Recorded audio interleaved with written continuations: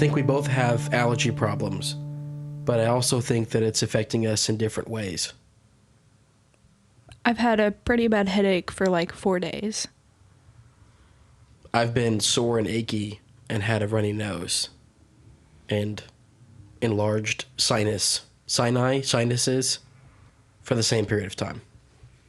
Pollen works in mysterious and wonderful ways. Well, I want to correct myself. We were talking about trucks last week, and I mentioned that there were half-ton, three-quarter-ton, and full-ton. That is ridiculous. It's not full-ton, it's 1 ton. Full-ton is not a thing. It's half, three-quarter, and 1. Mm-hmm. If any even mildly knowledgeable truck person was listening, they were probably screaming it at their phone. Probably no one was, so that's fine. But I like to be honest and correct my mistakes. That's right. How's your VIPKid stuff going? Fine, I guess. I have no updates since our last episode. Well, we're bringing the shelving upstairs so we can film another video and get you a better background. That's something. Yeah, I'm hoping to build a better backdrop with some more colors, some more physical objects, just some more interesting things than just my blue map tapestry. So I'm hoping that will be good. We'll see. Yeah. We'll have to make you a sweet thumbnail photo. Yeah. One more follow-up item. I did play in band on Sunday. It went pretty well. I half unplugged myself for a song, but I got it fixed, so nothing, other than being muted for a quarter of the time, nothing bad happened. You played really well. Thank you, honey. This week has just been exhausting from front to back.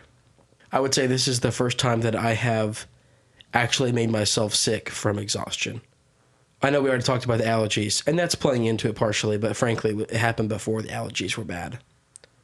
I just had been going every day since, I guess, Monday or Tuesday, and had just been working on a lot of stuff at work, been working a lot of my own stuff, had been going to things at night, hadn't been getting enough sleep.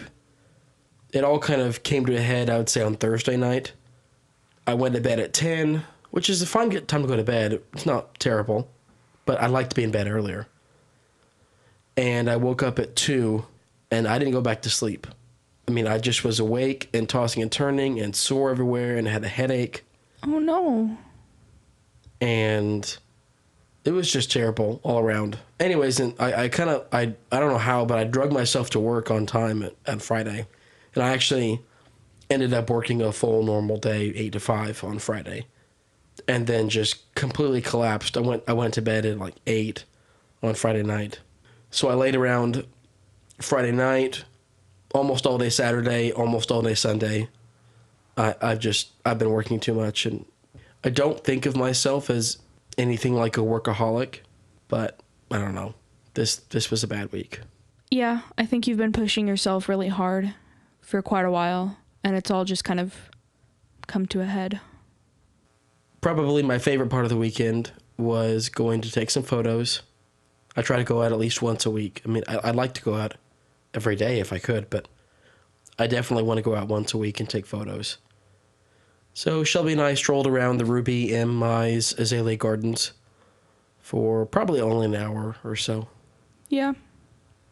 This month's photo challenge is frame within a frame, which is basically where you use some physical object in your photo to frame your subject. I think I already talked about it, but there weren't as many opportunities as I wanted in the gardens to do that, but there is a really good portrait I took of Shelby. Well, I think it's good. I think so too. I'm not sure I wanted to submit that. I'd like to get something else, or at least have a few choices, but if nothing else in the next couple weeks go by quickly, which they probably will, I'll at least have something to submit. I'll put a link in the show notes if you're interested in that. Yeah, it was nice to go out to the gardens. Unfortunately, with the weather constantly changing here, some azaleas were in bloom, some azaleas had already died, and some weren't in bloom at all. So the garden wasn't particularly pretty, but it's still a nice garden, so. Yeah, I know almost nothing about plants. It seemed to me like a lot of them hadn't bloomed yet. Mm-hmm. So I hope that we'll get prettier displays here in the next few weeks, but Beats the heck out of me if I know. We mentioned the LARPers in our previous episode. Gave a little tease. LARPing stands for live action role playing game. I guess it should really be LARPG. LARPG. I just think of it as standing for live action roleplay. LARP. I'm just telling what Wikipedia said. Oh, okay. Anyways, if you've ever been to your friendly city park, maybe on a weekend afternoon, you might have seen people with swords and bows and arrows and shields and spears. Primarily of the Nerf and foam variety. Not real swords or real shields. Yeah, but the people dressed up often and playing what basically looks like adult versions of like a kid's stick fight. Yeah. I have been friends with several LARPers. There's a big active community here in Nacogdoches. I think a lot of that's fueled by SFA students and former SFA students. Mm-hmm. But there's a group, I mean, I've seen on the bigger days, there's probably 50 or 60 people there at Pecan Park. Yeah. We were driving by and saw one LARPer walking by himself.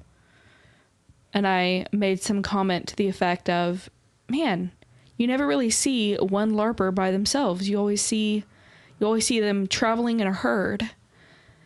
And then we got to discussing what a group of LARPers would be called. Yeah, other animals, you will have a special name for a group, like a business of ferrets. Or a murder of crows. Right. There's some fun ones like that. I'm drawing a blank on any others, but so I was just wondering if there's a plural name for LARPers.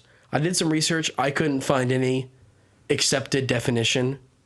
Well, who needs research? You just need to spitball names at each other until one sounds nice. Well, I wanted to know if there was actually an established name. As far as I can tell, there's not. Mm-hmm. I liked a siege of LARPers. Is it siege or siege? It's siege, right? The G is hard. Okay. I think my first suggestion was an attack of LARPers. Mm-hmm, mm-hmm. That one's good.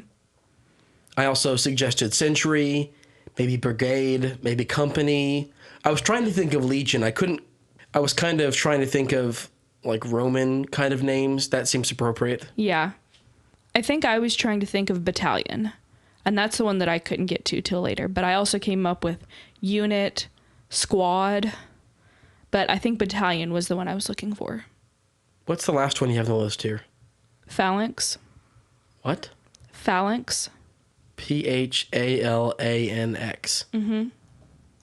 What is that?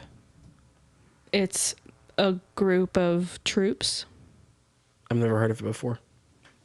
Apparently, it's also a bone of the finger or toe. Cool. Oh, yeah, I know that one. So what are we deciding on? What's our ruling? I still kind of like siege. But brigade is also good.